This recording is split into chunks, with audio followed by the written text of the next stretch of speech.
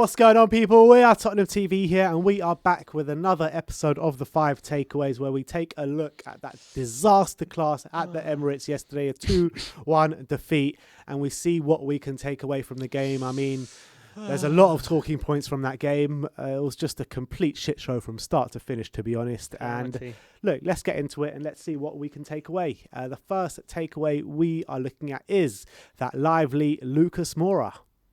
Yeah, lively Lucas. He was the only one really trying to take the game to Arsenal, wasn't he? Yeah. I mean, he was in terms of, the stats really bear out as well in terms of how he was trying to press Arsenal from the front. He was the only one really trying to get in their faces.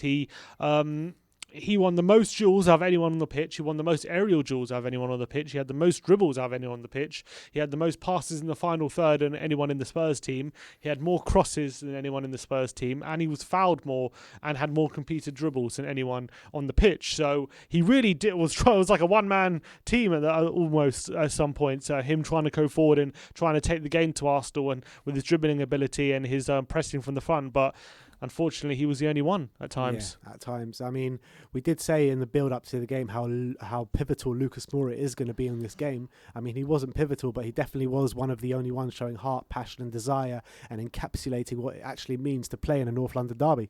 Yeah, 100%. It's such a shame that he wasn't matched by his teammates. Let's move on to the second takeaway. And the second takeaway is those top half struggles.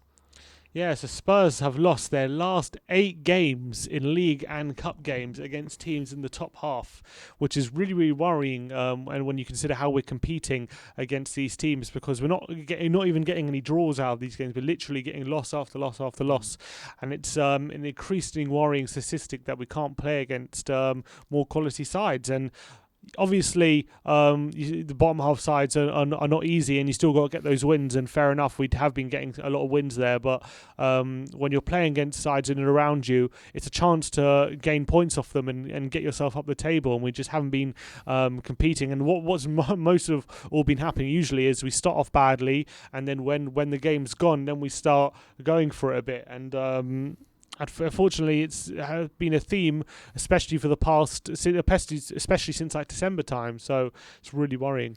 Yeah, I mean, it's a constant theme. When you play the teams in the bottom half of the table, you know, you see Spurs start confidently, start fast, get a goal early or maybe even 2 goals early and finish off the game quite early on in the game. But then when we play the better teams in the league, it seems as though we completely shit the bed. We have a slow start to the game, and when the game's completely lost, like you say, we go for it. But it's just not good enough, Tottenham. It's just not good enough. And Jose and the team have to take a long, hard look at the way they're doing things at the moment. Which moves us on to number 3, the third takeaway, and that is that non-existent front line. Yeah, so for the 4th time this season, Spurs made 0 tackles in the opposition final third, which is a trend which isn't great. It shows our lack of pressing, really, or our lack of effective pressing. In the 13 games, Spurs have made 0 or 1 tackles in the attacking third. They have won 4, drawn 3, and lost 6 of those 13 games, in which we've only made 0 or 1 tackles in the attacking third.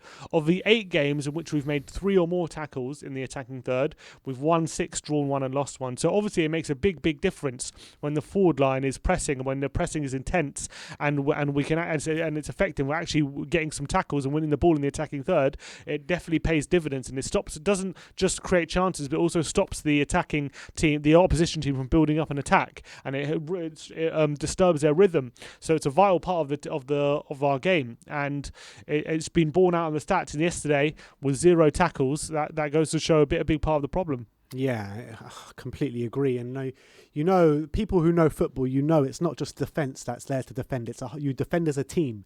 And when we don't defend as a team, this is exactly what happens. And you saw it. The stats that you just mentioned completely bears that out. And, you know, we need to start defending as a team again. And when we do defend as a team and attack as a team, that is how we get results. Yeah, Completely agree. Which moves us on to number 4. The fourth takeaway is instant implosion. Yeah, so there's been a weird trend happening since January, which we make a sub and then pretty much instantly we concede, and it's happened now 4 times since January, which is I don't know if it's something that you can count as unlucky or something that Mourinho's done, or I don't know. It's something weird, and you can make your own conclusions. But yesterday was the 4th time that we've made a sub, and instantly we've conceded a goal straight away. There was. It started at Liverpool, made a sub at half time, and then we made a sub at half time, and then literally we conceded a minute into the second half. It happened against West Ham, where we made 2 subs at half time, and within a minute we'd conceded in the second half. It happened twice against Man City. We made a sub at half time, we conceded straight after half time. They made another sub and then conceded again straight away. So it happened twice again in the same game against Man City, and happened again yesterday against Arsenal, where we conceded a penalty just after making a sub. So I don't know whether you can say that's down to bad substitutions with Mourinho, or maybe something unlucky where we make a sub and as soon as we make a sub we concede, which completely it's completely undermining the substitution basically and the tactics that have been implemented by making that sub.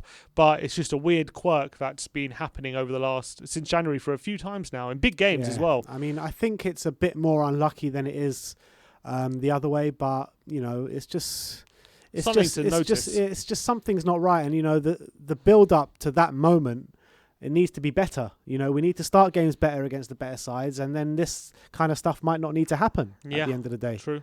We're a detriment to ourselves at the end of the day. But let's move on to the last takeaway, 5th and final takeaway, and that is no ground lost.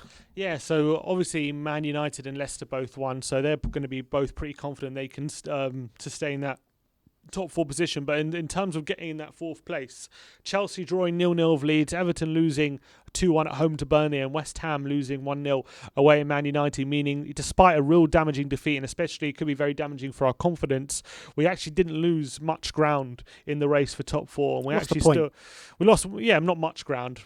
So I didn't lose any ground with Everton and Man United. West Ham should have been not much ground lost. Not much ground lost. Well, West Ham and Everton lost. Everton drew. Chelsea drew, so they obviously gained a point on us, but still 6 points behind with the game in hand. So we are in there if we can beat Villa, which would be our game in hand next week. So a lot riding on that game. But luckily, with other teams dropping points, the race is still on. But we have to bounce back quickly from this defeat. This is just what hurts even more, because every time we drop points, there are teams that are around us that also drop points. And we have how many bloody missed opportunities are we going to have this season? Endless. Literally endless. I can't even count how many. It's been so many. And that's what's so hard to take, because we build up good form and then it gets to a certain point and then we're just back to square one again every time. 1 step forward, 2 steps back. Literally so frustrating, man. The story of being a Tottenham fan. But yeah, it is what it is at the end of the day. But look, that is our 5 takeaways. We spoke about the lively Lucas, top half struggles, non-existent front line, instant implosion, and no ground lost. Those are our 5 takeaways. You guys let me know your takeaways in the comment section below.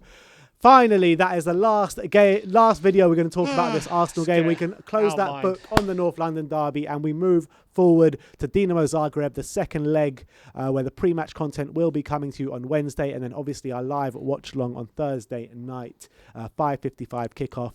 I'm so happy I can see the back of this Arsenal game. We don't need to speak about it ever again.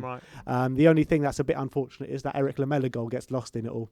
Shame. It is a shame. It's a big shame. But anyway, there you have it. That's our 5 takeaways. Like, subscribe and comment. And as always, come on you Spurs.